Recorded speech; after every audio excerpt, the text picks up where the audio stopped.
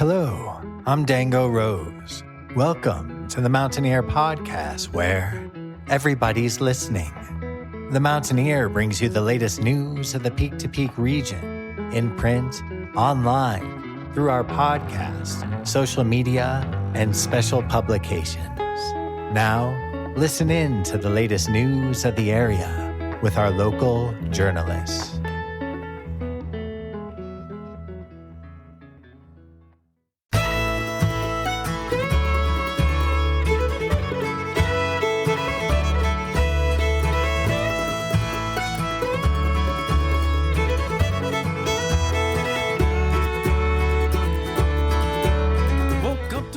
The song that you are currently listening to is called Jackie, and it's by the band Jake Leg from their brand new album Fire on the Prairie, which came out on May 11th of this year. You can stream the album wherever you get your music, and you can check out the band's website at jakelegmusic.com to learn more about when they're coming to a town near you. In fact, the band will be performing at the Gold Hill Inn on Friday, August 9th, starting at 8 p.m., so be sure to come back here on Friday, July 25th to hear an interview from Dylan McCarthy of Jake Leg. Sometimes we drive in my car. Jackie and me ain't that different. Thing that's what scares me the most. Just a matter of time before her heart and I decided to give up the ghost.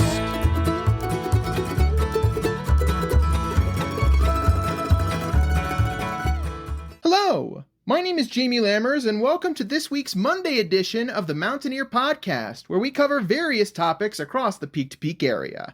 I've got a very special guest this week who is opening a brand new location in Gilpin. Do you mind introducing yourself real quick? My name is Jeffrey Green, and I own and operate as well as brew for the Very Nice Brewing Company with my wife Susan Green. And as I just mentioned, you guys are opening a brand new location in Gilpin. Yeah, so we opened a week ago. This is our second weekend open, but we're not doing the grand opening until July 27th so that we had time for bands to be booked and people to come in, family to come into town and all that sort of thing. So our grand opening, July 27th, but of course we didn't want to leave any summer behind as far as opening and getting people in here. So the opening took place exactly on June 15th of this year. And how did the opening ceremony go? Well, we didn't do much of a ceremony. We just opened. We use social media a lot, of course, Twitter, Facebook, etc. I guess it's not Twitter anymore, is it? X. To get the word out in the county. And a lot of times I'll go out to the road with a sign that says brewery and do sign twirling. Go up into the park on bikes, hand out flyers. Basically, anything we can do to spread the word. We've been open for over 12 years in Nederland, Colorado. And like I said, we just opened this place about a week ago. And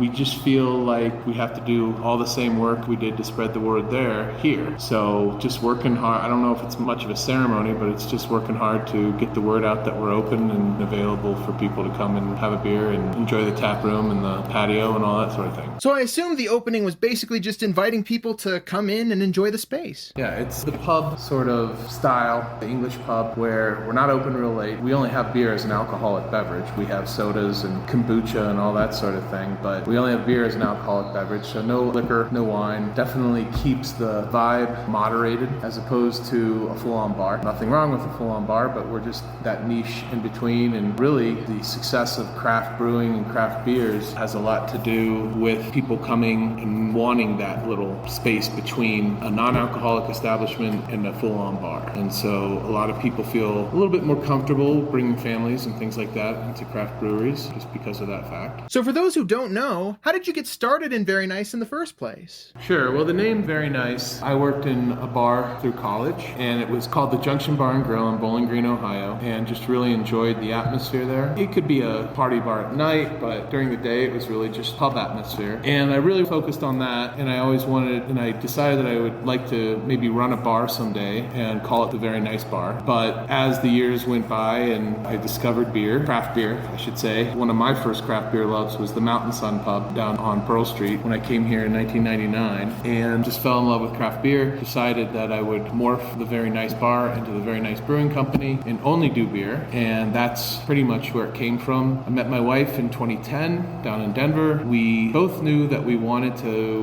run our own business someday, have more of an independent life, being our own boss, if you will, and we didn't quite know what to do, but I was very passionate about beer. I brewed my first batch of beer with the owner of a brewery in Nederland opened at the time, this was around 2001, 2002. His name was Corey O'Neill, and he owned and operated with his wife, Ruth, the Wolf Tongue Brewery in Nederland, Colorado. So yeah, that was early 2000s. I can't remember when exactly I brewed that first batch, but we brewed it for a transplant Thanksgiving where we had a lot of people who were from other states that were here and didn't have a lot of family here. So we all decided, about 20, 30 people, and my first batch of beer that I brewed was with Corey for that occasion. And then I just kept home brewing for several years. In 2008, I went to my first Great American Beer Festival and loved the vibe of that. At the time, there wasn't a whole lot of investment money in craft beer, and so every brewery was really more than now, was bootstrapped, where people just started these breweries with what they had. Banks didn't know us very well, didn't know the industry very well, so they were kind of nervous about fronting money. Investors, kind of the same way, didn't really know much about craft brewing. This was 2012, and it's not that we were the pioneers at all. The pioneers would be New Belgium and Odell's and those guys, followed by generations such as Upslope and Avery and all those guys. So it's not that we were the pioneers, but in 2012 it was still less understood for investors, so there wasn't a lot of money in it at that time, and that's when I went to the GABF. So all the breweries were there's a huge egalitarian vibe to it. All the breweries were very equal. They had the same looking booth. Now, and I'm not debating whether it's better or worse, but there's a lot of investment money in it, and so you have big displays, big booths. So the GABF has evolved a little too with the industry, but at the time it was a much smaller world in craft beer, and you knew everybody, and everybody was helping each other out because we were all starting from scratch. And so it was a type of environment that I really fell in love with and decided that's what I wanted Very Nice to be, was a brewery at that time. So it took me until about 2011 or so before I actually filed the name and was ready to do it. And then 2012, I worked as a quality engineer at a little engineering firm down in Boulder called Sievers Instruments. I'm not even sure what it is now. It's been bought and sold so many times, but it was a little mom and pop engineering firm, and quit my job there and started this place. Actually, it was General Electric before I left. What it is now, I don't know. And how did Susan's business ideas evolve with yours as the brewery came to life? Well, I mean, although I always wanted to do the Very Nice stream, I certainly was open to any business idea she had. I mean, we talked about an animal sanctuary, we talked about a soup-type restaurant, but at the end of the day, brewing became the best option. Not that we were experts on it. Either of us were experts on opening a brewery at that point, but it seemed like the thing that I was most passionate about, and I feel like if you do what you're passionate about, you find a way to do it and do it right. And so, that's where it came from. And how has expansion gone overall? Yeah, it's been pretty great. I moved here in 99 to Colorado, moved up to the mountains to Gilpin County in 2004, and it was a very low profile existence at that point. Had lots of friends and stuff up here, but I didn't really know the community very well. Opening a brewery really changes that. Obviously, you get to meet and know a lot more people. So that was really cool, being able to understand the flavor of the community once your diversity of all the people who live here grows. As far as expanding, although this is an expansion, the real point of all of it is to own our own place so that we don't have to rely on our interests being forever aligned with a landlord's interest. So our landlord is Tebow, and I have nothing disparaging to say about him, but it wasn't our place. We didn't own the real estate in Netherlands. And so you work your butt off for 12 years, and then you realize you have to ask yourself the question, do I really own this place? And if you don't own the real estate, that question is pretty obvious that, okay, I own the name and all this sort of thing, but breweries aren't like an office where you can just pick up and move to another location and start your office there. You really have to depend on your regulars, the people who know you, the people that come to you even in the winter, as far as when the tourists are gone and all that sort of thing. So location and having that location is really important, and so that's what really led us to, we bought this land in 2016, and it took us this long to actually get her going. Again, going to the bank isn't as easy as you might see like in novels and movies where you present a business plan and it's such a well thought out and well documented business plan that the bank gives you a loan. It really has to do with your ability to pay that loan back. So it took us a while, a lot of years of success with the other brewery to show that to the bank, but also to convince them that there's enough people in Gilpin and demographic where this could work. So yeah, it was pretty hard. If you don't already have money, it's really hard to get money from the bank. If you already have money, it's easy to get a loan because they know that you can pay it back. But if you don't have that money already, getting loans from banks is exceedingly very, very hard. So yeah, but we wanted to own our place. We wanted to be able to have a permanent home for the Very Nice Brewing Company, and that's why we did this. As far as expanding, it's not really our focus and goal. This is going to be it. So that's why we did it, really to just control the future of the business. So was the building here before you started the business? No, completely empty lot, 1 acre lot. So how long has the building been in operation? Since May. Yeah, so like I said, we couldn't really get the loan. I mean, maybe we could have got it sooner, but then COVID hit, and we didn't really want to build a new place during COVID. I don't even know if we could have built a new place during the peak of COVID. So yeah, it just took us that long to get started. So May of 2023 is when we started and pretty much finished the building in May of 2024. So it took about a year. So is the drink order here similar to the drink order that's available in the Netherlands business? It's very similar, and the style of the actual tap room and everything is very similar. So we didn't want to change things up because we like how it is. Yes, our main product is beer. We're a brewery, but the product is really the atmosphere. The product is the atmosphere that we foster so that people can come in, share their day. It's not too loud, not too crazy. It's just a community gathering place. We'll be doing the same things that we do in the Netherlands brewery, such as potlucks, game nights, birthday celebrations, anything that the community fundraisers, do fundraisers, everything from just locals who need some help out to medical bills and such, to the fire department. Anybody who comes to us with a legitimate cause, we make sure if we can help that we do. So it's very, very community orientated. That's as much of our product as the beer. So you can go to any store and grab a 6-pack of beer. It's different when you have a gathering place for people and they can share that product in an atmosphere that fosters and benefits their community. When I arrived at the building for the first time, I was surprised that the entrance to the building took you right into where the brewing process takes place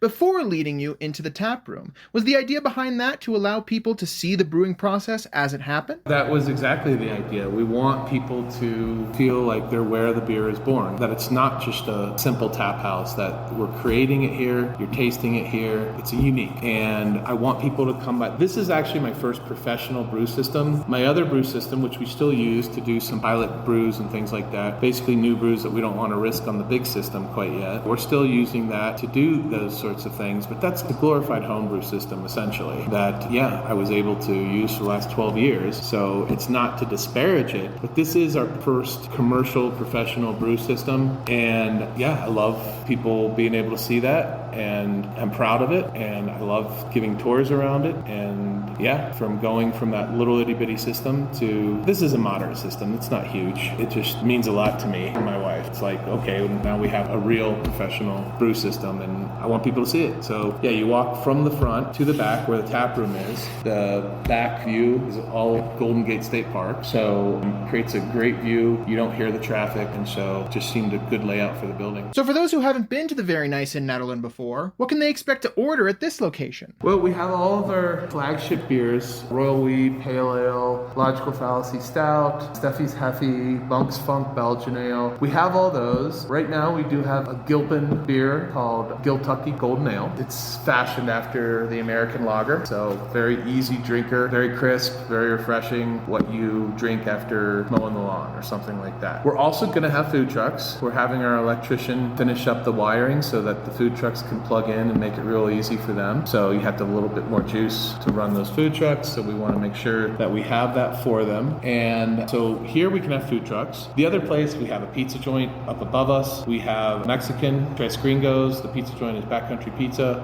And we also have the grocery store where you can get sandwiches and things like that. So it didn't make sense to have food trucks there, but here we can have food trucks. So that's an additional offering that we'll have here. Plus we have 20 taps here as opposed to 10 taps there. So we'll probably have much bigger variety here. We'll probably put the cold brew coffee on tap here, a kombucha on tap. So just gives us a lot more wiggle room and variety of what we can do. In regards to the takeaway that you hope this business has on people, do you hope that ultimately people will walk away loving loving the atmosphere that this particular place has to offer, the cozy, family-friendly atmosphere that you had in the Netherlands location as well? Yes. So obviously the focus is the beer. That's our main product. So that's the base that we build everything on. But it's the whole experience. We want it to be easy. We want it to be relaxing, fun. So that's the environment that we cultivate. And that's the takeaway, is that you just had a good time. Whether you drank a lot of beer or whether you just sat with your friends and had a kombucha while they drank beer. However your flavor was for the day, the big takeaway is that you just had a good time. Is there anything else about either location that I forgot to bring up that you want to mention before we sign off? Well, I mean, brass tacks, our hours in the summer are noon to 8 on weekdays, Friday and Saturday, noon to 9. I think Sunday will close a little bit early. That being said, this is the mountains, and all those times are ish. If there's people in here enjoying themselves, we're not going to kick anybody out. We're here to make it, and so we're going to do whatever we can to make it. With this tap room, I also serve on the planning commission in Gilpin, and I think one of my goals is to really make it easier for everybody who comes after us. So anybody who's thinking of starting a small business in Gilpin, I'm hoping that they see us. I'm hoping that everything works out, knock on wood, and that they can see us as an example of, hey, these types of businesses will work in Gilpin County. You're seeing it over in Rollinsville for sure, with Howling Wind, Toss Pizza there, and Gold Dirt Distillery. Those places are incredibly popular because people really are hungry for small businesses to come to their neighborhood. And so I'm hoping people will look at us and see that it will work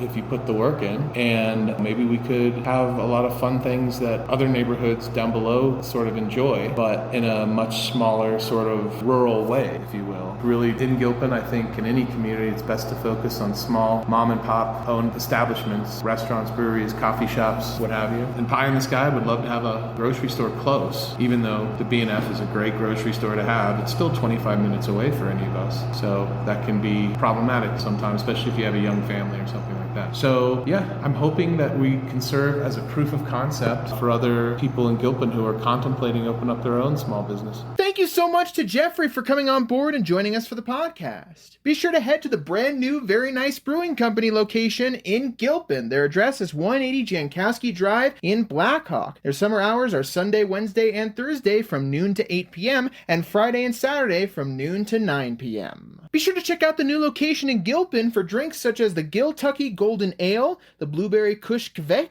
the Very Nice Pale Ale, the Royal Wee IPA, the Special Linny Friend, the Beardless Ale, the Monk's Funk, the Logical Fallacy, and the Singer drinks. Even though Very Nice is not able to serve gluten-free beers, they are able to serve gluten-reduced beers with the addition of an enzyme called ANPEP, which breaks the gluten down to under 20 parts per million and only targets the gluten proteins, so flavor and aroma are not affected. Dogs are allowed at both locations at Very Nice Brewing Company so long as they are leashed, well-behaved, and they don't block the aisles or sit on the tables. As a reminder, even though the location in Gilpin is technically open right now, the grand opening weekend will take place from July 26th to July 28th, 2024. It starts Friday, July 26th at noon, and it ends Sunday, July 28th at 8 p.m. In order to celebrate, live music, Boss Burger food truck, brews, and fun will be happening all weekend long at the brand new location. Also be sure to head to the new location at 180 Jankowski Drive on Fridays, Saturdays, and Sundays, and Black Hawk Pizza will be able to deliver to the new Very Nice Tap Room.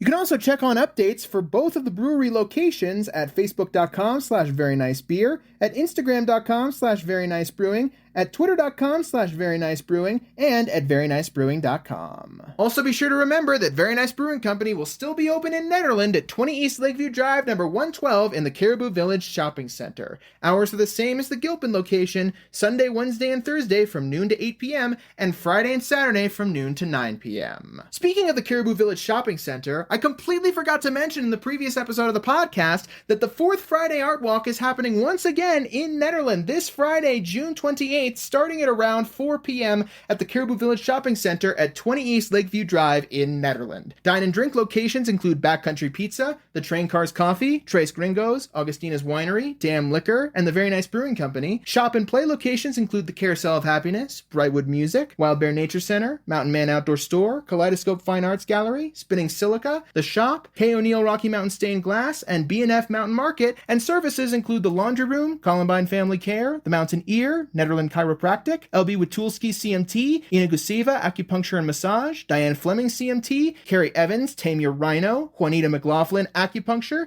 Tadasana Mountain Yoga, and Wild Poppy Hair Salon. Be sure to head to Caribou Village Shopping Center in Nederland for artists, music, specials, artist demonstrations, snacks, treats for the kids, special vendors, carousel rides, and so much more this Friday, June 28th. Before we sign off for the week, if you want to be involved in the podcast in any way, whether it's through advertising or through an actual interview with the podcast, please email me at media@themountaineer.com and we will make sure that we get you on the podcast as soon as we can. Also, be sure to check out our YouTube channel, The Mountain Ear, youtube.com/@the MTN Ear, to check out a video that will hopefully be coming out soon of Jeffrey Green showing us how brewing is done at the brand new location at the Very Nice Brewing Company. Because I'm ahead of schedule in editing the next episode of the podcast, I can promise you that that episode will be out this coming Wednesday at precisely noon Mountain Time, so be sure to stay tuned and check out that episode when it drops. Also, be sure to stay tuned for future episodes of the Music Podcast to hear Very Nice Brewing Company's Gilpin location on the Music Mentions.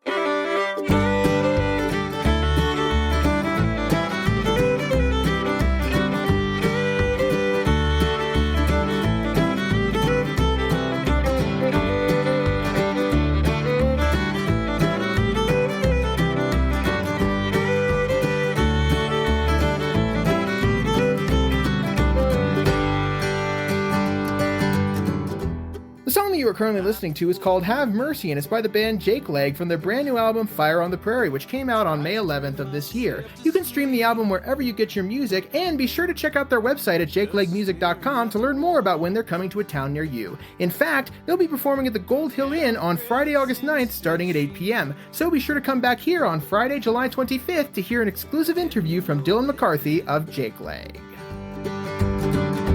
Things would never be the same